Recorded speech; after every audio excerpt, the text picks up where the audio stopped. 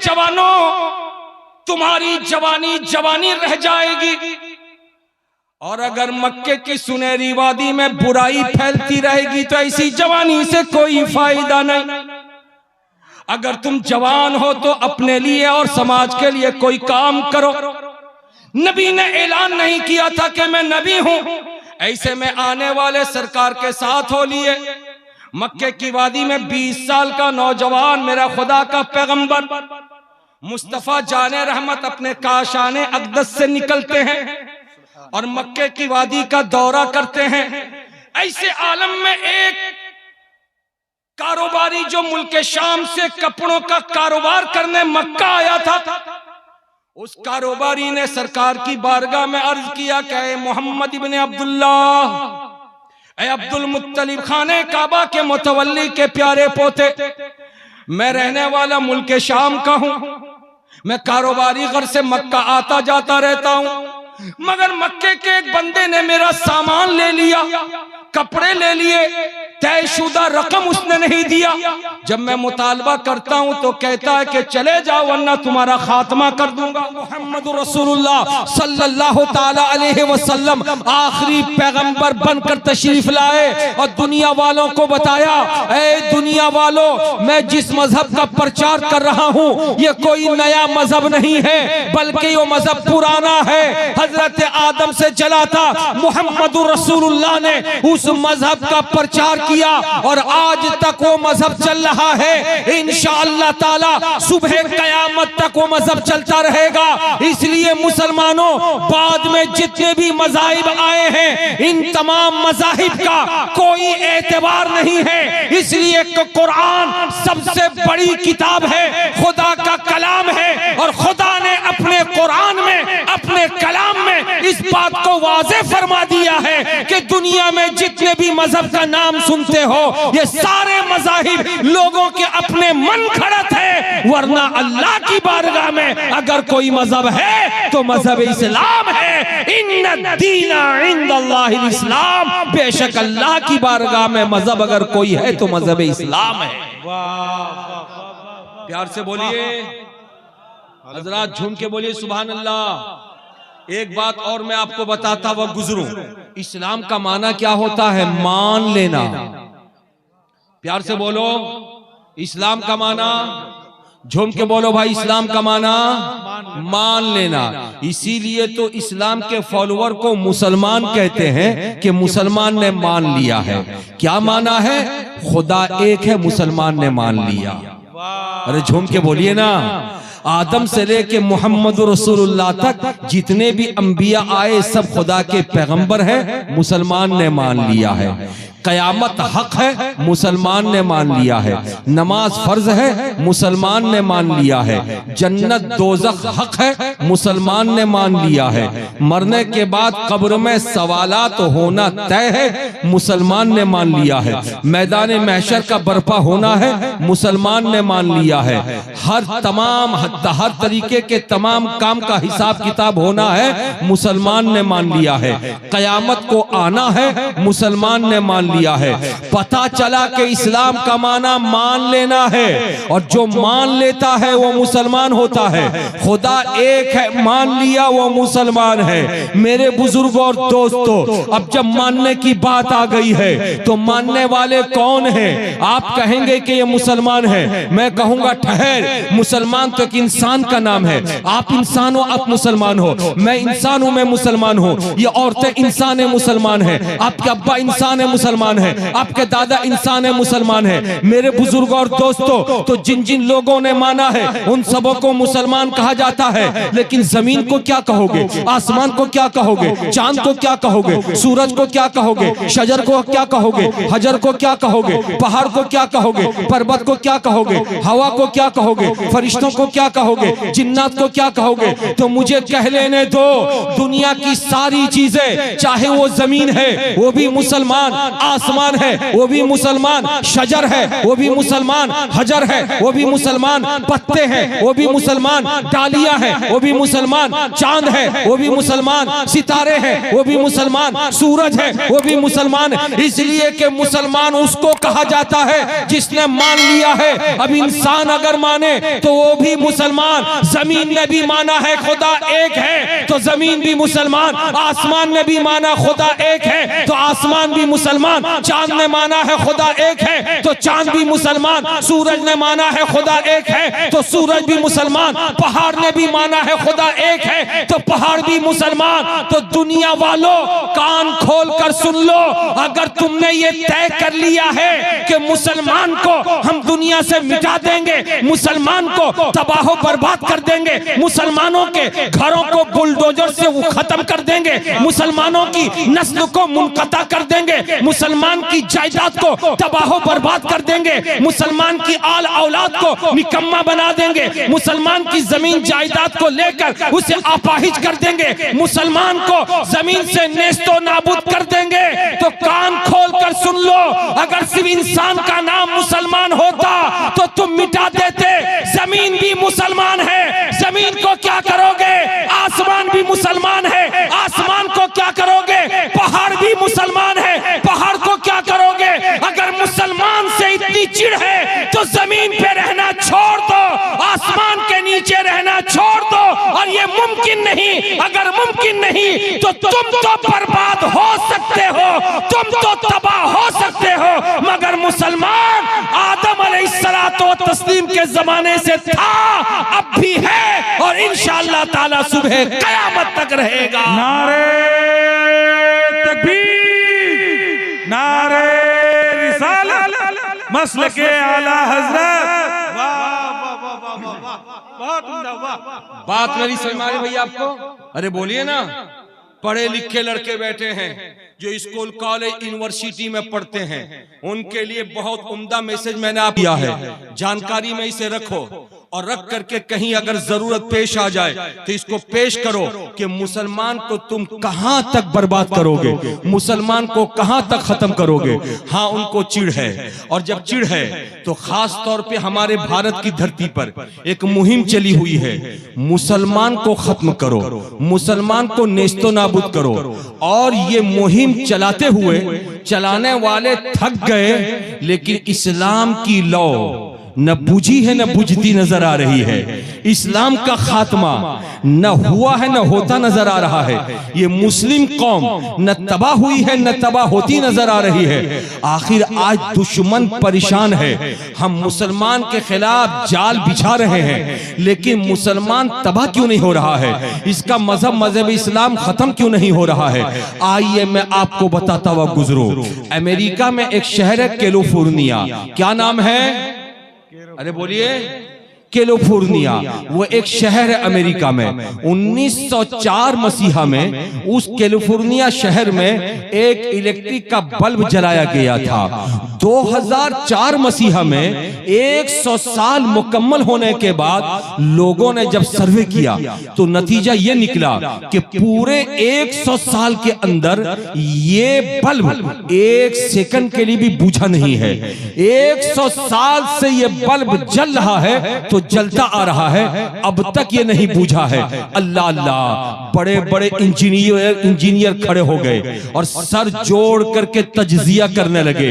आखिर पूरे के पूरे शहर में तमाम के तमाम आलात हमने नस्ब किए थे, वो बर्बाद हो गए, मगर ये बल्ब पूरे 100 साल तक जलता नजर आ रहा है। आखिर इसके पीछे वजह क्या है? तमाम के तमाम इंजीनियर इस नतीजे तक पहुंचे थे कि आखिर इसके जलने की वजह यह है कि इस बल्ब का कनेक्शन जिस पावर हाउस से है, उस पावर हाउस की जो मशीनें हैं वो बहुत पावरफुल हैं।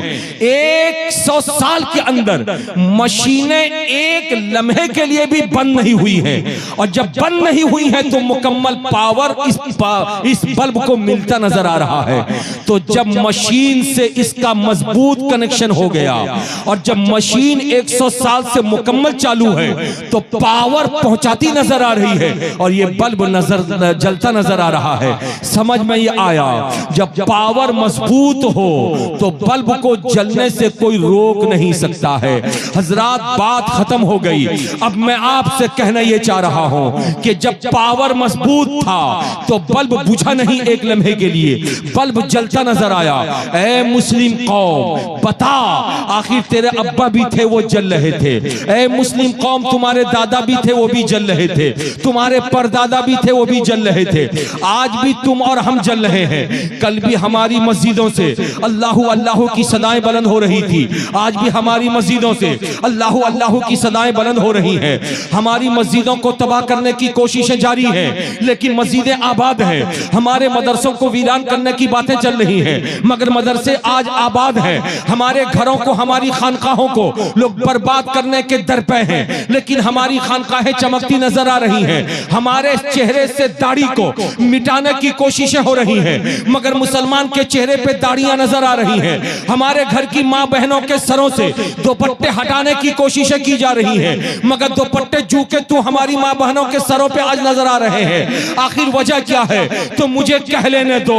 सूरी गांव की सुनहरी वादी में आज के इस नूरानी जलसे में सखावत हुसैन बरकाती जिम्मेदारी के साथ कह रहा है कि जब कैलिफोर्निया का बल्ब मजबूत पावर हाउस से कनेक्शन ले तो पूरे 100 साल में आंधी आ जाए फिर भी वो जल रहा है, तूफान हो जाए फिर भी वो जल रहा है। अगर इस बात को समझ लिया है तो मुस्लिम कौम की तरफ नजर उठाकर देखने वालों, तुमने शायद मुस्लिम कौम को तुमने हल्का नेवाला समझ लिया।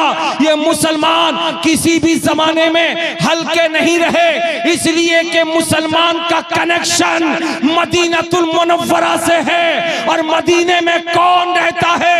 मदीने में हम गरीबों का आका रहता है, हम फकीरों का मावा रहता है। वो प्यारा नबी रहता है जिसको परवरदिगार आलम ने अपना महबूब बनाया है, जिसके सदके में परवरदिगार ने जमीन का फर्श बिछाया है, आसमान का शामियाना लगाया है, चांदो सूरज के कुमकुमे लगाए हैं। गरीबों को भीख उसी नबी के सदके में मिला करती है, फकीरों को कपड़े उसी नबी के सदके में मिला करते हैं, बेवाओं का के लिए ठिकाना उसी नबी के सदके में मिला करते हैं। तो मुझे कह लेने दो, जब कैलिफोर्निया का बल्ब मजबूत पावर हाउस से कनेक्शन ले ले तो वो 107 जलता रहे, तो ये मुसलमान अल्हम्दुलिल्लाह दुनिया के किसी भी कोने में रहे, उनका मरकज, उनका सेंट्रल मदीनतुल मुनव्वरा है। और मदीनतुल मुनव्वरा में गुंबदे खजरा के नीचे उनका वो प्यारा नबी रहता है जिससे मोहब्बत अपनी जान से भी ज्यादा करते हैं। और अल्लाह ताला ने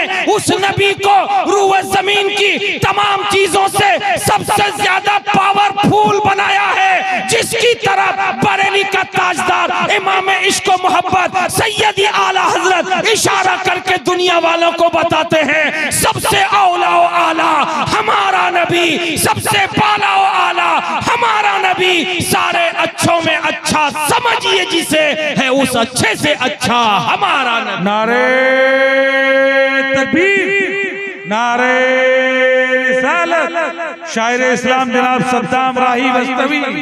वाह वाह वाह वाह वाह। हजरात मुकर्रम, देखा भी आपने ऐलान हुआ कि शायर इस्लाम हजरत सद्दाम राही बस्तवी तशरीफ लाए हैं। इंशाअल्लाह ताला मेरे बाद इनका कलाम होगा, आप सुनेंगे, समाअत करेंगे। इनके अब्बा को जिन लोगों ने सुना है, चाहे वो महफिल में सुना हो या यूट्यूब में सुना हो, बाबा की झलक लेकर मुकम्मल बेटा उतरेगा। मैंने भी देखा इनको पढ़ते हुए, माशाअल्लाह बिल्कुल बाबा के नक्शे कदम पर वो चलते हैं और उन्हीं के अंदाज को अपनाते हैं। इंशाअल्लाह ताला वक्त आएगा, जरूर आप सुनिएगा, मगर प्यार से बोल दीजिए सुभान अल्लाह, झूम के बोल दीजिए माशाअल्लाह। तो मेरी बात आपको समझ में आ रही है? अरे बोलो ना, इसीलिए हाथ उठा के बोलो हम हैं, प्यार से बोलो हम हैं मुसलमान। मुसलमानों को जो तबाह करना चाहेगा खुद वो तबाह हो जाएगा, मगर मुसलमान कल भी आबाद थे, आज भी आबाद है और इंशाअल्लाह ताला सुबह कयामत तक आबाद रहेगा। प्यार से बोलिए ना, झूम के बोलिए। पीछे वाले खड़े हैं, जरा हाथों को उठा के बोल दीजिए या रसूल अल्लाह, सुभान अल्लाह सुभान अल्लाह। मौलाना मुजम्मिल साहब, मजमा कम नहीं है, अल्हम्दुलिल्लाह मजमा अच्छा है। ये और बात है कि कुछ लोग खड़े हैं, शायद जगह की तंगी है या और कोई बात है। बहरहाल खड़े हैं आप, अब खड़े खड़े सुनिए, कोई फर्क नहीं पड़ता है, मगर मेरी बातों को सुनिए और इस महफिल से जाइए तो कुछ मैसेज लेकर जाइए, कुछ पैगाम लेकर के जाइए। हजरात, कनेक्शन की जब बात आ गई है तो कनेक्शन की वजह से बहुत सारी चीजें नुमाया हो जाती हैं, छप जाती हैं और दुनिया में आम हो जाती हैं। आइए मैं आपको बताता हुआ गुजरूं। पूरी दुनिया में 6673 पहाड़ हैं। कितने पहाड़ हैं? 6000। अरे बोलिए भाई, कितने पहाड़ हैं? 6673 पहाड़ों की तादाद है। लेकिन इन तमाम पहाड़ों में हर पहाड़ मशहूर नहीं है, मारूफ नहीं है, नुमाया नहीं है, पावरफुल नहीं है। जिस पहाड़ का कनेक्शन जितना ज्यादा मजबूत हुआ, वो पहाड़ उतना नुमाया हो गया, उतना छाता चला गया। हजरात, ज़हन करीब कीजिए, मैं आपको एक एक पहाड़ के बारे में बताऊं, चंद पहाड़ों का जिक्र करूंगा। आप देखेंगे कि कनेक्शन की बुनियाद पर कैसे पहाड़ मजबूत होते हैं। हजरात, आपने देखा है और आपने सुना है, सरंदीप पहाड़ का नाम बहुत मशहूर है ना? अरे बोलिए, बहुत मशहूर है ना? उलमा से पूछिए आखिर सरंदीप पहाड़ इतना मजबूत क्यों है, तो उलमा कहेंगे सरंदीप पहाड़ को कनेक्शन हजरत आदम की जात से है। मेरे आदम तशरीफ लाए थे तो सरंदीप पहाड़ पे उतरे थे, इसलिए वो पहाड़ मशहूर हो गया। बोलिए ना भाई, सुभान अल्लाह। अरे कुछ बोलिए, खामोश न रहिए, कुछ बोलिए। इसलिए सरंदीप को कनेक्शन हुआ आदम से, सरंदीप पावरफुल हो गया और मशहूर हो गया। आपने जूदी पहाड़ का नाम सुना है। ये जूदी पहाड़ क्या है? बहुत मशहूर है। मशहूर होने की वजह, हजरत नूह अलैहिस्सलातु व तस्लीम की कश्ती, जब पूरी दुनिया में सैलाब आ गया था तो सैलाब में कश्ती तैरते तैरते जो रुकी थी तो उसी जूदी पहाड़ पे जाके रुकी थी। तो जूदी पहाड़ को कनेक्शन हो गया हजरत नूह अलैहिस्सलाम से, तो जूदी पहाड़ मशहूर हो गया। झूम के बोलो ना भाई, सुभान अल्लाह। प्यार से बोलो, हाथ उठा के बोलो या रसूल अल्लाह। हजरात, तवज्जो हाजिर कीजिए। आपने जबल तूर का नाम सुना होगा। ये जबल तूर मशहूर क्यों हुआ? ये हजरत मूसा अलैहिस्सलातु व तस्लीम की वजह से। जनाब मूसा खुदा की बारगाह से कलाम लेने के लिए, तौरेत लेने के लिए जबल तूर पे तशरीफ ले गए थे। तूर पहाड़ को कनेक्शन हो गया हजरत मूसा से, तो तूर मशहूर हो गया, है ना भाई? और आगे सुनते हुए चलिए। आपने गारे हिरा और गारे सौर का नाम सुना है। ये दोनों गार कहाँ है? जबल हिरा में है, जबल सौर में है। ये आखिर जबल हिरा, जबल सौर मशहूर क्यों हुए? गारे हिरा की वजह से या गारे सौर की वजह से। और गारे हिरा, गारे सौर का कनेक्शन हमारे प्यारे नबी की जात से है। आगे बढ़ते चले जाओ। आपने जबल सफा का नाम सुना है और जबल मरवा का नाम सुना है। सफा पहाड़ी का और मरवा पहाड़ी का नाम, ये दोनों पहाड़ मशहूर हो गए। इतने मशहूर हुए कि कुरान में इनका जिक्र आ गया। आखिर वजह क्या है? इन दोनों पहाड़ी को निस्बत हो गई, कनेक्शन हो गया एक नबी की अम्मा हजरत इस्माइल अलैहिस्सलातु व तस्लीम की प्यारी अम्मा हजरत हाजरा की जात से। बेटे को पानी पिलाने के लिए माँ कभी 7 मरतबा इस पहाड़ पे जाती है, कभी 7 मरतबा उस पहाड़ पे जाती है। मजबूत कनेक्शन हो गया तो पहाड़ मशहूर हो गए। और आगे बढ़ते हुए गुजरिए। एक पहाड़ है रकीम नाम का, जबल रकीम। जबल रकीम भी बहुत मशहूर है। वजह उसकी यह है कि असहाबे कहफ उसी पहाड़ के किनारे आराम कर रहे हैं। उस पहाड़ को असहाबे कहफ से निस्बत हो गई, पहाड़ मशहूर हो गया। जबल सबीर का नाम आपने सुना होगा। ये जबल सबीर मशहूर क्यों हुआ? इस वजह से कि हजरत इस्माइल के लिए फिदिया में जो दुम्बा ज़िब किया गया था, वो दुम्बा उसी पहाड़ पे उतारा गया था। जबल सबीर को निस्बत हो गई थी जन्नती दुम्बे से, तो अल्लाह तबारक व तआला ने उसको मशहूर बना दिया था। हजरात, अब दुनिया परेशान है। आखिर मुस्लिम कौम इस कदर पूरी दुनिया में क्यों छाती चली जा रही है? तो आओ मैं आपको बताता हुआ गुजरू। मदीनतुल मुनव्वरा में मेरे रसूल के रोजे से सिर्फ 3 किलोमीटर की दूरी पर एक पहाड़ है। उस पहाड़ पहाड़ का नाम जबल उहुद है और जबल उहुद प्यारे नबी सल्लल्लाहु ताला अलैहि वसल्लम का पसंदीदा पहाड़ है। उस पहाड़ के ऊपर मेरे आका तशरीफ ले जाते हैं, साथ में सिद्दीक अकबर होते हैं, साथ में फारूक आजम होते हैं, साथ में उस्मान जुन्नुरैन होते हैं। जैसे प्यारे नबी का कदम पड़ा अपने असहाब के साथ, वो पहाड़ खुशियों में मचलने लगा, पहाड़ का पत्थर हिलने लगा, खुशियों में झूमने लगा। रसूल ने अपने एड़ी मारी और इरशाद फरमाया पहाड़ ठहर जा, तुझको मालूम नहीं तेरे सीने पर एक नबी का कदम है, एक सिद्दीक का कदम है, दो शहीद के कदम है। वो पहाड़ ठहर गया। हजरात प्यारे नबी फरमाते हैं कि कल जब मैदान महशर में हिसाब व किताब के बाद जन्नती जन्नत में जाएंगे, दोज़खी दोज़ख में जाएंगे, ए दुनिया वालों तुम देखोगे ये उहुद पहाड़ भी जन्नत में जाएगा। झूम के बोलो। नबी फरमाते हैं कि ये उहुद पहाड़, बोलो बोलो, उहुद पहाड़ जन्नत में जाएगा। और नबी का फरमान सुन लिया था अहले मदीना ने, और जब सुन लिया था तो मदीने की माएं अपने बच्चों को भेजती थी, उहुद पहाड़ के ऊपर चले जाओ और वहां पे घास देखना तो तोड़ के ले आना।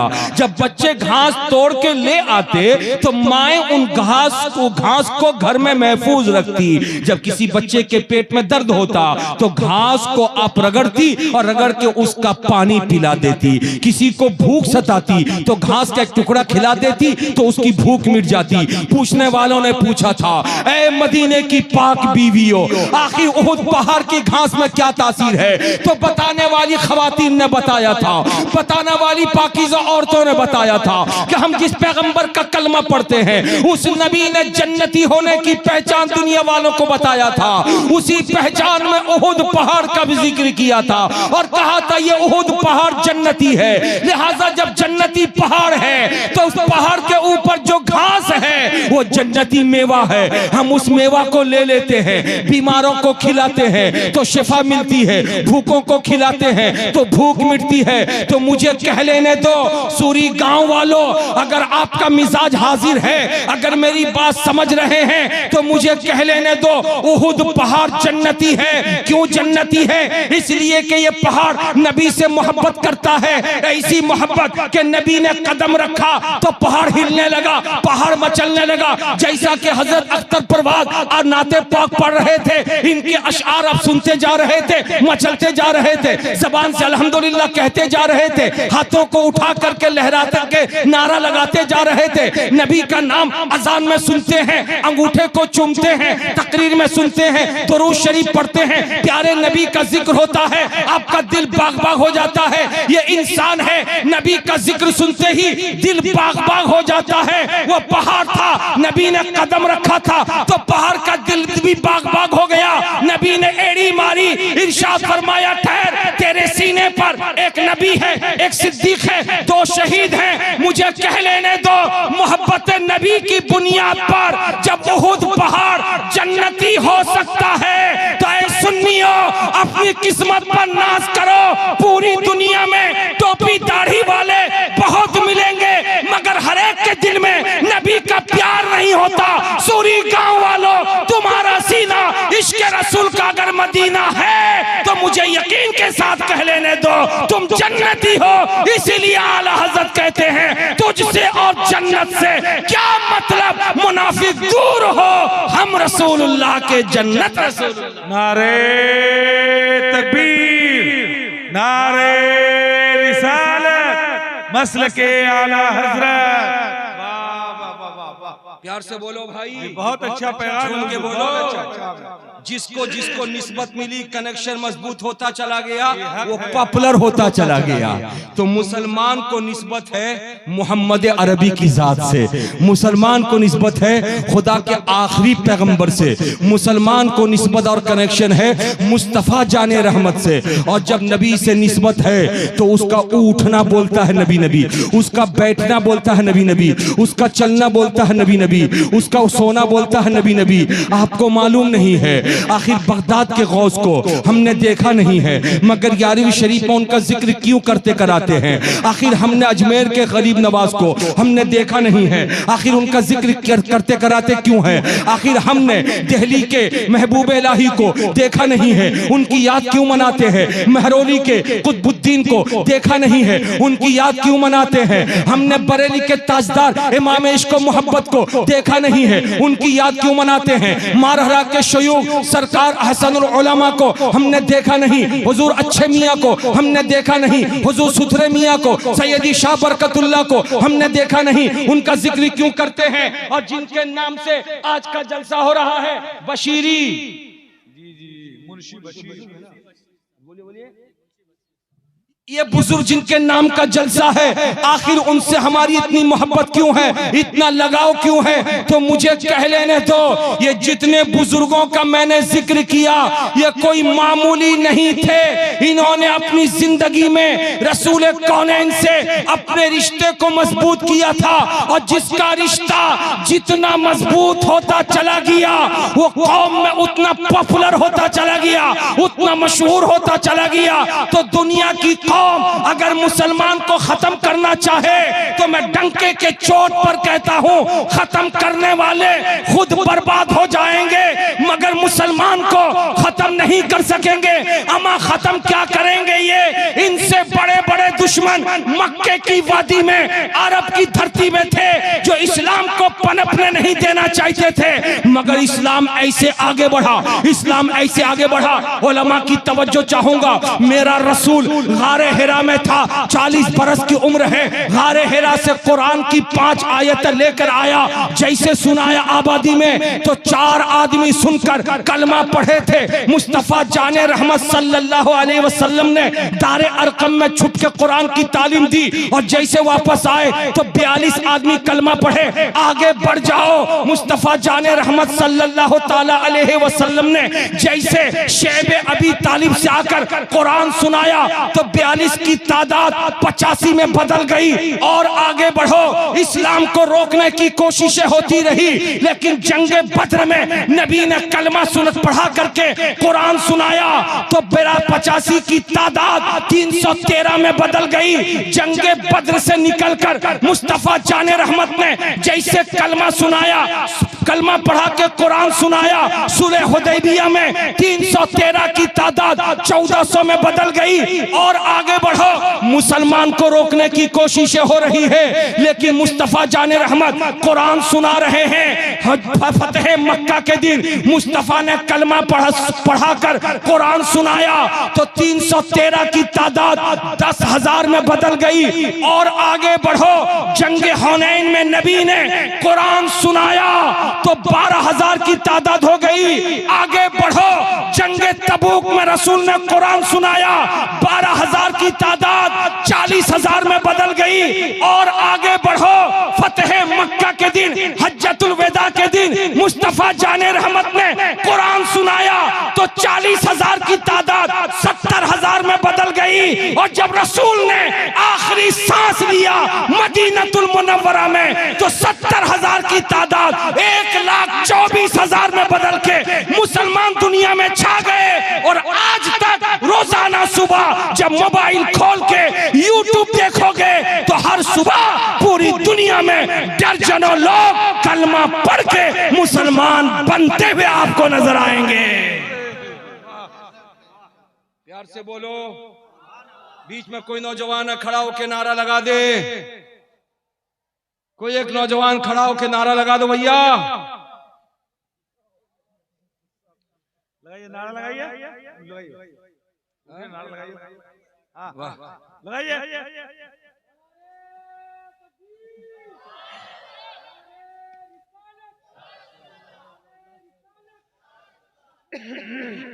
जिंदाबाद, जिंदाबाद, जिंदाबाद।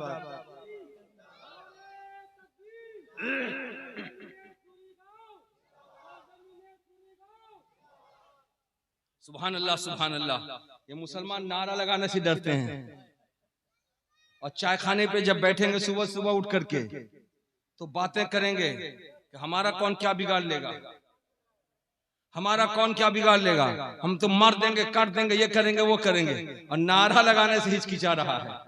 मुसलमान नारा ही तो था जो जंगे बद्र में सहाबा ने नारा लगाया था, जंगे उहुद में सहाबा ने नारा लगाया था, जंगे खंदक में सहाबा ने नारा लगाया था, जंगे तबूक में सरकार सहाबा ने नारा लगाया था, सुलह हुदैबिया के दिन सहाबा ने नारा लगाया था, फतेह मक्का के दिन सहाबा ने नारा लगाया था। और तो और 39 मुसलमान थे, 40वां बन करके फारूक आजम आए। बोलो भाई प्यार से, सुभान अल्लाह। 40वां बनकर आए। अर्ज किया सरकार क्या हम हक पर नहीं हैं? नबी ने फरमाया उमर हम ही हक पर हैं, हमारे अलावा कोई हक पर नहीं। इसलिए कि मजहब इस्लाम मजहब हक है और इस मजहब के चाहने वाले मानने वाले मुसलमान कौम हक है। इसलिए इस कौम से बड़ी कौन हो सकती है? तो जैसे फारूक आजम ने सुना था तो अर्ज किया था या रसूल अल्लाह, जब हम हक पर हैं तो हम पीछे क्यों हैं? छुप के नमाज क्यों पढ़ते हैं? छुप के कुरान क्यों पढ़ते हैं? दारे अरकम से एक सवारी चली थी, 20 लोगों की 2 सफ़ें बनी थी, एक सफ में 19 आदमी, दूसरे में 19 आदमी, 19 वाले पहले सफ के आगे सरकार के चचा हजरत अमीर हमजा तलवार लेके 20वां बने और दूसरी सफ में सबसे आगे हजरत फारूक आजम 20वां बन करके तलवार लेकर के सामने रहे और बीच में रसूल कौनैन रहे। जरा सा तसव्वुर में उस मंजर को लाओ कि जब दो तरफ 2 सफें चल रही होंगी 20-20 लोगों की और रसूल बीच में होंगे, शाहाना अंदाज में दारे अरकम से ये सवारी निकल करके जब मक्कतुल मुकर्रमा की गलियों से हो करके जब हुदूद हरम में दाखिल हुई होगी तो उस वक्त मंजर कैसा रहा होगा? अबू जहल देखता रहा, उतबा देखता रहा, शीबा देखता रहा, बड़े बड़े कुफ्फार देखते रहे, इस्लाम को रोकने वाले देखते रहे, इस्लाम को मिटाने वाले देखते रहे, इस्लाम के खिलाफ साजिश रचने वाले देखते रहे। मगर फारूक आजम ने नारा लगाया, अमीर हमजा ने नारा लगाया, हजरत बिलाल ने नारा लगाया और जब इनका नारा फिजाओं में गूंजा था तो सबकी बोलती बंद हो गई थी, मिजाज मिला। ऐ मुस्लिम कौम, कभी अपने आप को कमजोर मत समझना, तेरे जिस्म की ताकत कमजोर हो सकती है, तेरे बाजू का पावर कमजोर हो सकता है, मगर तेरा नारा कल भी दम वाला था, आज भी दम वाला है, हमेशा दम वाला रहेगा। नारे तकबीर, नारे रिसालत, मसलके आला हजरत।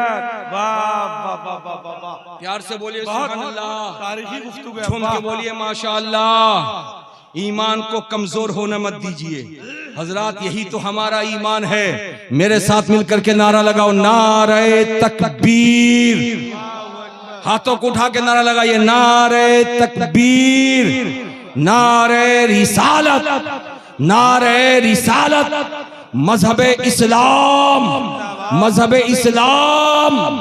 बोलो अब झूम करके, हम हैं, प्यार से बोलो, हम हैं मुसलमान। सुभान अल्लाह, सुभान अल्लाह। हजरात मुकर्रम, हम हिंदुस्तान में है ना? अरे बोलो भाई, हम हिंदुस्तान में है ना?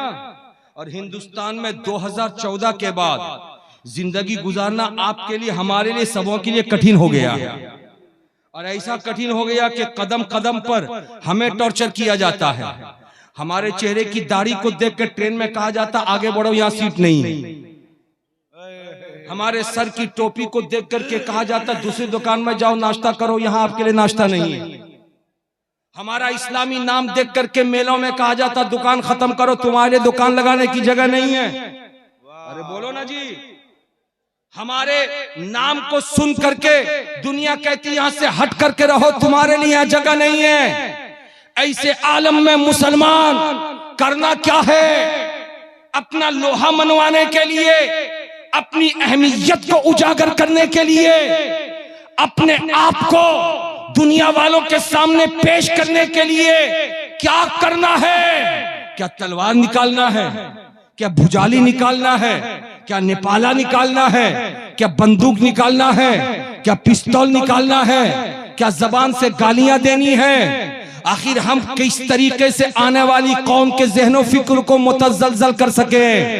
हम उसको कैसे हिला सके? याद रखो, मेरे नबी की सीरत को अपनाना है। जरा सा जहन करीब करो, मैं आपको बताता हुआ गुजरू। नबी की एक सीरत में आपके सामने पेश कर दो। अल्लाह अल्लाह, प्यारे नबी सल्लल्लाहु ताला अलैहि वसल्लम इस्लाम का प्रचार करते रहे। मेरे नबी ने 40 साल की उम्र में ऐलान नबूवत किया।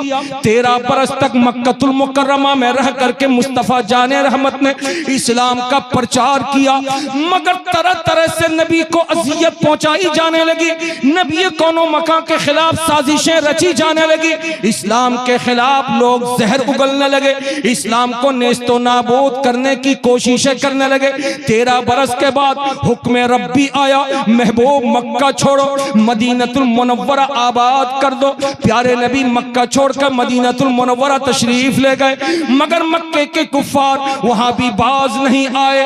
अल्लाह अल्लाह, आपको मालूम है मैदान बद्र है, इस्लाम की पहली लड़ाई लड़ी गई, ये मक्का में नहीं है, ये मदीने के करीब है। इस्लाम को खत्म करने के लिए ये मक्के के कुफार अपने इलाके को छोड़कर मदीनतुल मुनव्वरा पहुंच गए, ताकि इस्लाम को नेस्तो नाबूद कर सके, इस्लाम को मिटा सके, इस्लाम को खत्म कर सके। मगर खुदा जिसको रखे उसको कौन चखे? प्यारे नबी सल्लल्लाहु ताला अलैहि वसल्लम मैदान बद्र में है। अल्लाह अल्लाह, मेरे नबी के सर के ऊपर जो सायाबान बनाया गया था, ऐसे आलम में मेरे नबी उस सायाबान के नीचे तशरीफ रखते हैं। 1000 की तादाद में कुफार आए, उनके हाथ में तलवारें हैं, आलाते हरब हैं, मगर 313 की तादाद में मुसलमान हैं, इनके पास लड़ने के साजो सामान नहीं। ऐसे आलम में मेरा प्यारा नबी आंखें अश्कबार किया, आंसुओं के कतरात गिराया, और गिराने के बाद मेरे नबी साहिबान से बाहर निकले। जरा सा तसव्वुर में मदीनतुल मुनव्वरा के उस आबादी को लाओ जहां पे जंगे बद्र लड़ी गई थी। तसव्वुर में मदीने पहुंच जाओ, मैदान बद्र में पहुंच जाओ। मैं मौलाना फैजान साहब, सद्दाम बाबू और डॉक्टर अख्ताब परवाज की तवज्जो चाहूंगा, उलमा अहले सुन्नत की तवज्जो चाहूंगा। मेरे नबी अपने काशाने से बाहर निकल गए, खुले आसमान के नीचे, सर के ऊपर कोई साहिबान नहीं, आसमान और जमीन के बीच में कुछ नहीं है। कौन है? इनका ताजदार है, रब का महबूब है। मेरे नबी ने अपने हाथ को फैलाया। कुरान हदीस पाक में आता है, नबी के हाथ उठ गए खुदा की बारगाह में, और जब उठे थे तो सरकार ने हाथों को उठाया था। अंदाज ये था, इतना बुलंद किया था सरकार ने हाथों को कि बगल, दोनों बगलों की सुर्खियां जाहिर होने लगी। जो चादर ओढ़ करके थे वो चादर जमीन पे लगने लगी, और आसमानी दुनिया पे हाथ उठा करके मेरे नबी ने खुदा से अर्ज किया था, परवरदिगार, ये मुट्ठी भर मुसलमान हैं जो तेरा नाम इस रूए जमीन के ऊपर लेते हैं। या अल्लाह, तादाद में ये कम है, मगर आज तू गैबी मदद फरमा, गैबी मदद फरमा, गैबी मदद फरमा। अगर 313 की तादाद के मुसलमान आज यहाँ बर्बाद हो गए, आज यहाँ कत्ल हो गए, तो अल्लाह कयामत तक इस जमीन के ऊपर कोई तेरा नाम लेने वाला नहीं रहेगा। अगर तू चाहता है कि तेरा नाम सुबह कयामत तक लिया जाता रहे, तो गैब से इनकी मदद फरमा। मेरा नबी रो रहा है, आंखें अश्कबार हैं, आंसुओं के कतरात बह रहे हैं, दोनों हाथों को फैला के रब्बी रब्बी रब्बी रब्बी रब्बी रब्बी रब्बी की अरीज़ा पेश करके रब को मना रहे हैं। हालात ऐसे बने कि जवाब आया, महबूब दुआ मैंने कबूल कर ली। अब मैदान बद्र में अबू बकर हैं, उमर हैं, उस्मान हैं, लेकिन इनको लड़ना नहीं है।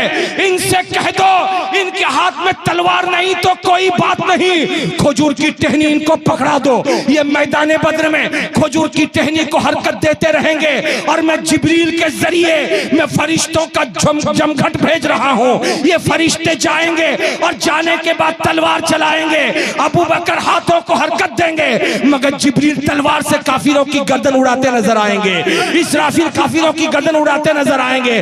दुनिया देखती रही, 1000 की तादाद में आने वाले 70 लोग मरे, जहन्नम रसीद हुए, हार गए, और 313 में सिर्फ 17 आदमी शहीद हुए, और इस्लाम का झंडा मैदान बद्र में गाड़ दिया था। वो इस्लाम का झंडा कल भी लहरा रहा था, आज भी लहरा रहा है। नारे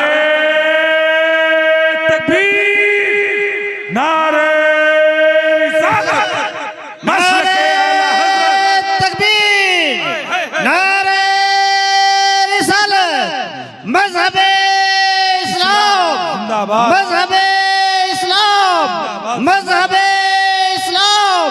उलमाए किराम, सरजमीने सूरी गाँव, नौजवानाने सूरी गाँव, हजरत सखावत हुसैन साहब बरकाती। क्या बात है? जवाब नहीं है, जवाब नहीं। वाह, प्यार से बोलो सुभान अल्लाह, झूम के बोलो माशाअल्लाह। अपनी तारीख को पढ़ो मुसलमानों। आज तुम कमजोर हो गए हो, तबीयत के एतबार से कमजोर हो गए हो, वरना तुम्हारे बाजुओं में ताकत जूं की तू बरकरार है। तुम्हारे हौसले पस्त हो गए हैं, तुम्हारी हिम्मत पस्त हो गई है। जरूरत है कि अपने हिम्मत को बढ़ाओ, अपने हौसलों को बढ़ाओ। और हिम्मत और हौसले ये मुनक्का और किशमिश और पिस्ता बादाम से नहीं बढ़ते। अगर हौसलों को बढ़ाना है तो इश्क रसूल की चाशनी पैदा करो। अगर हौसलों को बुलंद करना है, नबी से प्यार ज्यादा करो।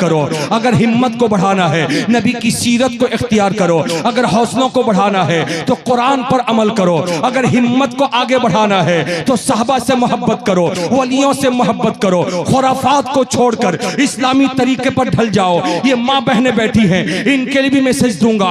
अगर इसी हिंदुस्तान में रह करके तुम पाकिस्तानी ड्रेस को पसंद करके अपने गरीब बाप को सताओगे और कहोगी मुझे पाकिस्तानी सीरियल में जो ड्रेस मैंने देखा है मुझे वही चाहिए, तुम्हारी हिम्मत बढ़ नहीं सकती है। अगर हिम्मत बढ़ाना है तो घर में कुरान पढ़। गरीब बाप, कमजोर बाप कमाने के लिए निकले, तू घर में कुरान पढ़ के दुआ कर। तेरे बाप की कमाई में भी बरकत होगी, तेरी हिम्मत में भी इजाफा होगा। माएं सुन लो, बहनों सुन लो, अपने घर में मोबाइल का गलत इस्तेमाल करके अपने गोद में पलने वाले बच्चों को कभी भी तुम नाइबे उमर फारूक नहीं बना सकते हो, कभी भी नाइबे सलाहुद्दीन अय्यूबी नहीं बना सकते हो, कभी भी नाइबे खालिद इब्ने वलीद नहीं बना सकती हो। अगर बनाना चाहती हो तो तुम अपने घर में अपने बच्चे को पेट में रख के नमाज की पाबंदी करो। अपनी गोद में बच्चे को सुला करके बावजू हो करके अपने बच्चे को दूध पिलाओ। घर से जब तुम्हारे शौहर बाहर कामकाज से निकले तो उन कामकाज में जाने वाले शौहरों की मोहब्बत दिल में रख के उनके गायबाने में उनके हक में दुआएं करो। माँ की दुआओं से बेटा कामयाब होता है, बीवी की दुआओं से शौहर कामयाब होता है, बहन की दुआओं से भाई कामयाब होता है, बेटी की दुआ से बाप कामयाब होता है। मैं कहना चाहता हूँ, हौसलों को बुलंद करने के लिए अच्छा खाना जरूरी नहीं है, हौसलों को बुलंद करने के लिए अच्छा पहनना जरूरी नहीं है, हौसलों को बुलंद करने के लिए अच्छा मकान बनाना जरूरी नहीं है। अच्छे मकान तो बन जाएंगे मगर ईमान कमजोर हो सकता है। अच्छे कपड़े तो तन में आ जाएंगे मगर ईमान कमजोर हो सकता है। ईमान में मजबूती चाहिए तो मदीने के आका से मोहब्बत करो, फातिमा के अब्बा से प्यार करो, हसनैन करीमैन के नाना की सीरत को अपना लो। और जब अपना लोगे तो करबला वाले हुसैन तुमको याद आ जाएंगे। अब बता देंगे हुसैन, ए मेरे नाना का कलमा पढ़ने वालों, अगर हिम्मत मिल गई है तो पीछे मत हटना। इसलिए कि मैदाने करबला में 22,000 को देखकर एक हुसैन जब पीछे नहीं गया तो हुसैन का नाम लेने वाले तुम पीछे कैसे हो सकते हो? हौसला हो तो आगे बढ़ो, रब का करम तुम्हारे साथ। नारे तकबीर, नारे रिसालत, मसलके आला हजरत। प्यार से बोलो सुभान अल्लाह। बड़ी तारीफी। अरे बोलो ना भाई, आज हमारी हिम्मत की कमजोरी है, आज हमारे हौसले की कमजोरी है। और हौसला इतना कमजोर हो गया, हिम्मत इतनी कमजोर हो गई, गैरों से लड़ने की बात हम क्या करें, हम अपनों से लड़ नहीं पाते। यानी अपने से ना है। मौलाना साहब 5 मिनट बैठ जाइए भाई। हाँ हाँ आइए, 5 मिनट बैठ जाइए, ज्यादा देर तक तकलीफ नहीं करनी है मुझको। कितना टाइम हो हजरत? बस 5-10 मिनट। सुभान अल्लाह, सुभान अल्लाह। कितना है टाइम? 1:45 हो रहा। झूम के बोलिए सुभान अल्लाह। हजरत 10 मिनट बर्दाश्त करेंगे आप? अरे बोलिए ना भाई, 10 मिनट बर्दाश्त करेंगे आप? हाथों को उठा के बोलिए हम हैं मुसलमान। हाथों को उठा के बोलिए हम हैं मुसलमान। अरे जबान से बोलिए हम हैं मुसलमान। हजरत हम गैरों से लड़ने की बात कर रहे हैं, हम गैरों से लड़ने की बात कर रहे हैं। डॉक्टर अख्तर परवाज साहब और सद्दाम राही साहब, आप तो पूरे हिंदुस्तान का दौरा करते हैं, आपको ऐसे लोगों का सामना करने का मौका जरूर मिलता होगा कि आपने देखा होगा गैरों से लड़ने की बात करने वाले अपनों से लड़ नहीं पाते, तो गैरों से क्या लड़ेंगे? अपनों से लड़ने की मुराद मतलब क्या हुआ? अपनों से लड़ने का मतलब क्या हुआ कि भाई से लड़ाई करें? अपनों से लड़ने का मतलब क्या हुआ? पड़ोसी से लड़ाई करे। अपनों से लड़ने का मतलब क्या हुआ? मुक्तदी अपने इमाम से लड़ाई करे। अपनों से लड़ाई का मतलब क्या हुआ? कि शागिर्द अपने टीचर से लड़ाई करे? नहीं, अपनों से लड़ाई का मतलब ये होता है कि बेटा अगर बेनमाजी हो तो बाप और माँ अपने बेटों को नमाजी बनाए। अरे झूम के बोलिए ना। अगर बहन बेनमाजी हो तो भाई बहन को नमाजी बनाए, और अगर बीवी बेनमाजी हो तो शौहर अपनी बीवी को नमाजी बनाए। अरे झूम के बोल दीजिए ना सुभान अल्लाह, मचल के बोल दीजिए माशाअल्लाह। ये सीरत सीरत। अगर बेटी बरहाना सर अगर स्कूल कॉलेज जा रही हो तो भाई खड़ा होकर बहन से लड़े और कहे कि अपने सर को ढको, अपने चेहरे को निकाब से छुपाओ, तुम मुस्लिम घर की बच्ची हो, शहजादी हो। उससे लड़ाई लड़ो, लड़कर के अपने बहन को निकाब वाली बनाओ।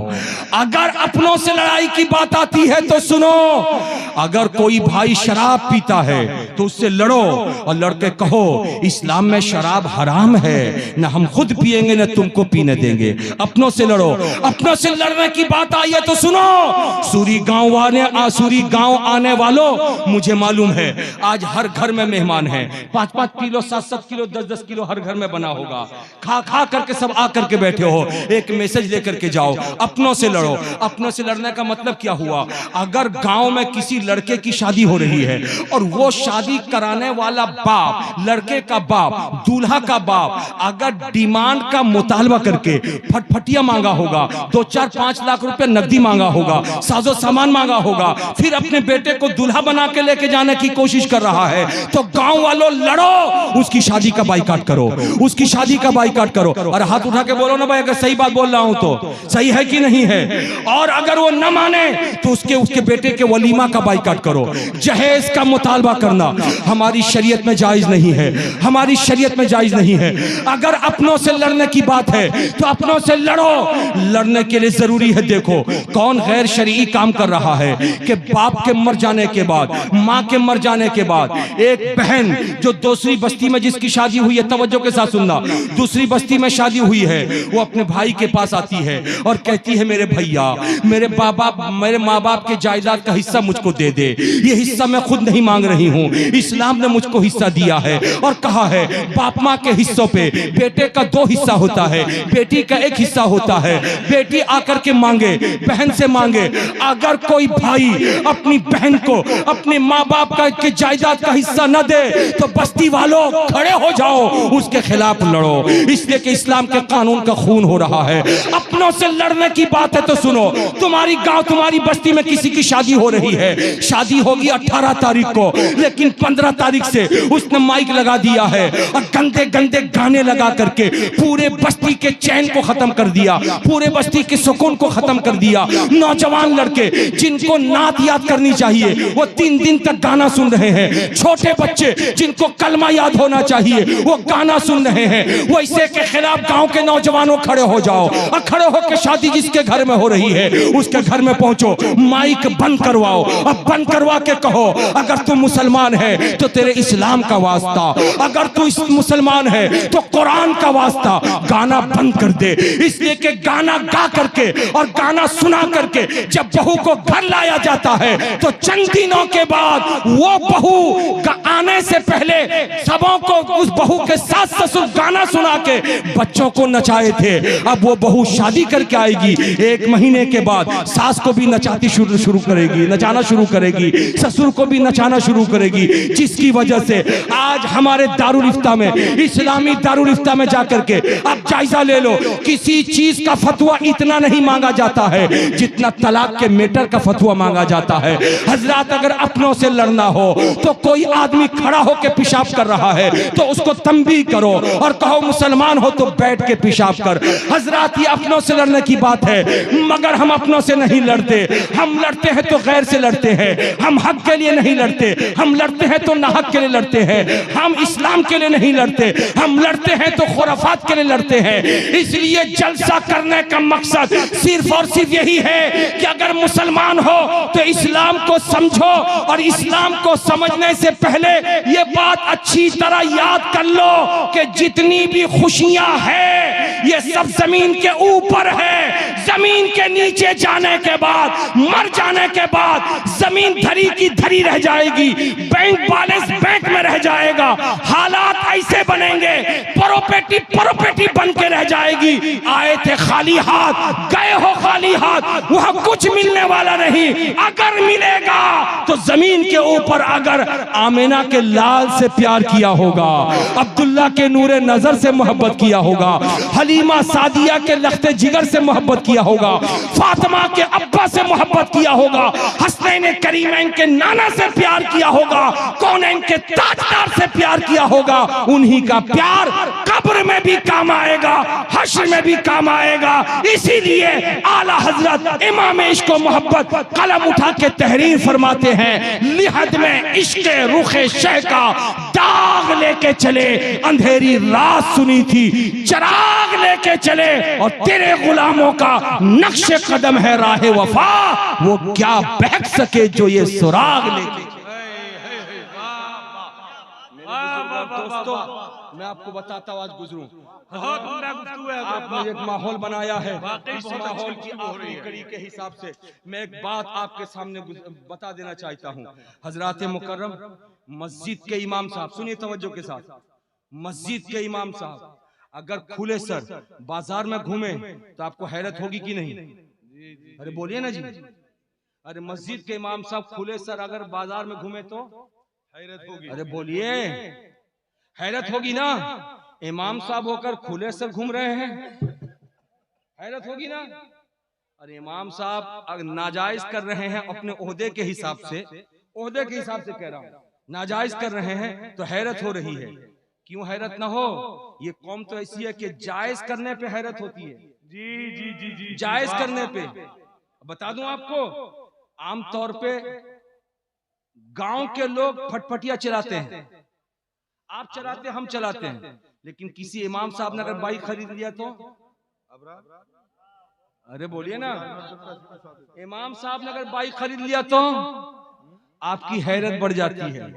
7,000 रुपए वेतन है, बाइक खरीद लिया। अरे जायज काम है कि नहीं ये बाइक चलाना? अरे बोलिए, जायज काम है ना।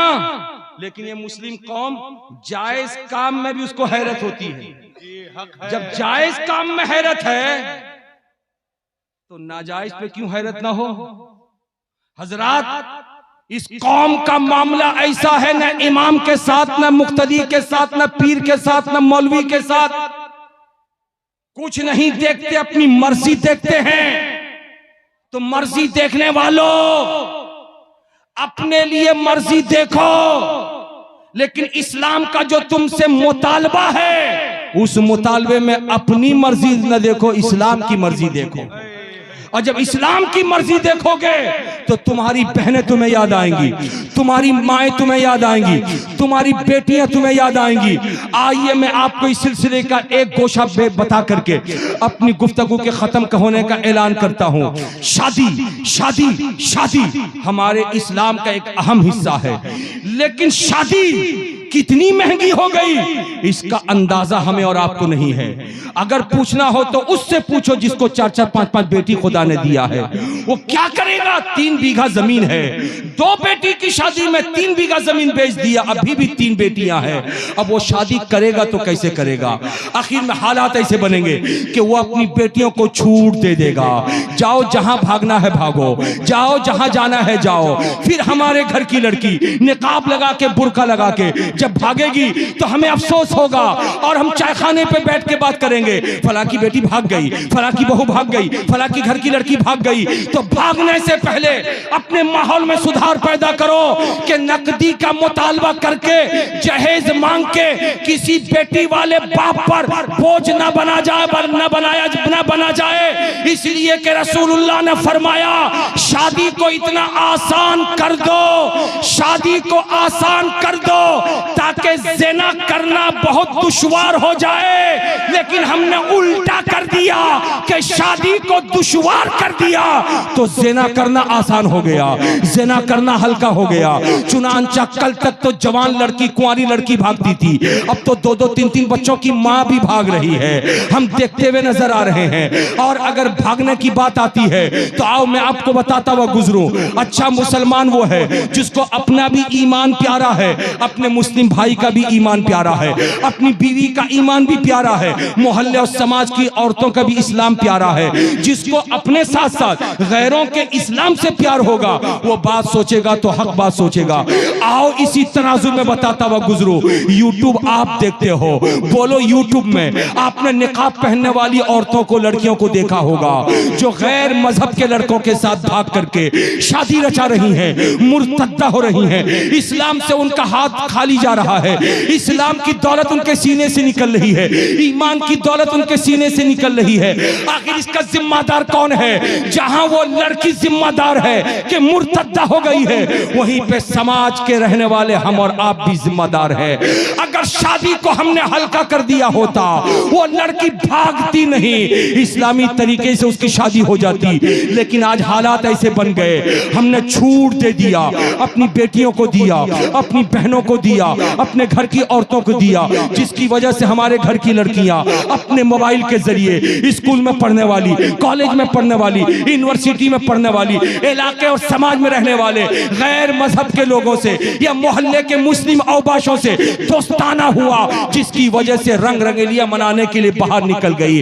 आखिर खुदारा, अगर मस्जिद के मीनार तुमको प्यारे हैं, अगर मदरसे का गुंबद तुमको प्यारा है, अगर मस्जिद के मेहराब तुमको प्यारे हैं, अगर कुरान पाक के पारों से मोहब्बत है, कुरान की आयतों से मोहब्बत है, तो खुदारा इस्लामी घर की बहू से मोहब्बत करो, इस्लामी घर की बेटी से भी मोहब्बत करो, इस्लामी समाज की निकाब वाली औरत से भी मोहब्बत करो। इसलिए कि जिस तरह दाढ़ी, कुर्ता, पाजामा, टोपी पहनकर एक आदमी खड़ा होकर पेशाब करे तो उसके एक पेशाब करने से इस्लाम बदनाम होता है, वैसे ही निकाब वाली औरत के भाग जाने से भी इस्लाम बदनाम होता है। और मुसलमानों, तुम इसको कभी बर्दाश्त नहीं करोगे। अगर नहीं करोगे तो अपने समाज में तब्दीली लाओ, अपने मुआशरे में तब्दीली लाओ। और तब्दीली लाने की जब बात आ गई है तो मैं आपको ये बताता हुआ गुजरूं। आओ मैं आपके सामने वो तारीख भी पेश करता हूं। अल्लाह अल्लाह, मुजफ्फरनगर यूपी की धरती है। एक शराब के बार में अल्लाह अल्लाह डांस की महफिल हो रही थी। ऐसे आलम में पुलिस वालों को खबर मिली, पुलिस वालों ने छापा मारा। जब छापा मारा तो 50 लड़कों को उठाया, 50 लड़कियों को उठाया, उनको उठा करके वैन में डाला, थाने ले गए पुलिस वाले, लाइन से सबको खड़ा कर दिया, कागज कलम लेकर के पुलिस वाले बैठ गए, एक एक का नाम लिख करके अंदर डालने लगे। जब नाम लिखने की बारी आई, सूरी गांव वालों जरा सा गोशे होश से मेरी बात सुनना, तवज्जो के साथ सुनना, तुम्हारी रूह कहीं कांप न जाए, हालात कितने खराब हो गए। जब नाम लिखना शुरू किया एक लाइन से, नंबर पहले लड़कों का आया, और जब लड़कों का नाम लिखना शुरू किया तो 49 लड़के गैर मुस्लिम थे और एक लड़का मुसलमान था जो शराब के बार में डांस करने के लिए गया था।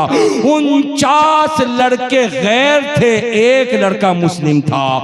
लेकिन जब लड़कियों की बारी आई, अल्लाह अल्लाह अल्लाह, जब लड़कियों की बारी आई, हैरत आपकी कहां पहुंचेगी। 44 यानी 44 लड़कियां मुस्लिम घर की थी और 6 लड़कियां गैर मुस्लिम घर की थी। अल्लाह अल्लाह, क्या हो गया मुस्लिम समाज में, क्या हो गया इस्लामी मुआशरे में। आखिर मुस्लिम लड़कियां क्यों जा रही हैं बार में डांस करने के लिए? मुस्लिम लड़कियां क्यों जा रही हैं रंग रंगेलियां मनाने के लिए? क्या मोबाइल का रिचार्ज चाहिए? 900 रुपए 3 महीने में डालना पैसे नहीं? क्या पाकिस्तानी जोड़ा चाहिए? क्या उनको बनाओ सिंगार के लिए क्रीम चाहिए? ए बेटियों, तुम्हारे लिए सरकार की बेटी फातिमा की सीरत से बढ़कर के कोई सीरत नहीं है कि जब रसूलुल्लाह के पास फातिमा आती हैं, अब्बा घर का काम काम काज करके हथेली पे दाग पड़ गए। मैंने सुना है बांदियां आई है, एक बांदी दे दो ताकि मेरे घर में पोछा लगाए, मेरे घर में खाना बनाए, हसनैन करीमैन को नहलाए धुलाए।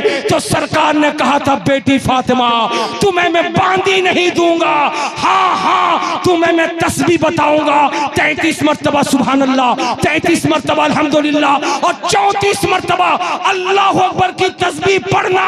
इस तस्बीह की बरकत से तुम्हारे काम में आसानियां पैदा होंगी, काम होता हुआ नजर आए। नारे तकबीर, नारे रिसालत, मसलके आला हज़रत, नारे तकबीर, नारे रिसालत। बोलो समाज कहाँ चला गया, बोलो मुआशरा कहाँ चला गया। हम धड़ल्ले से हम ग्वालियर का कपड़ा पहन के निकल जाएं, हम रायमंड्स का कुर्ता पाजामा पहन के निकल जाए, हाथ में टाइटन की घड़ी पहन के निकल जाए, हम आईफोन 3-3 सेट अपने जेब में रखे, लेकिन मेरे मुस्लिम मुआशरे की कोई लड़की निकाब लगा करके अगर वो किसी गैर मुस्लिम के साथ घूम रही है तो हमारा कपड़ा, वो कीमती कपड़ा पहनना बेकार है, हमारा कीमती मोबाइल रखना बेकार है। याद रखो मुस्लिम कौम का एक एक फर्द सिर्फ अपना जिम्मेदार नहीं होता बल्कि पूरे समाज का जिम्मेदार होता है, पूरी सोसाइटी का जिम्मेदार होता है। सिर्फ चाय खाने पे बैठ करके किसी के खिलाफ बकवास करना बंद कर दो, अमली तौर पर मैदान में उतर जाओ, बुराई के खिलाफ आवाज बुलंद करो।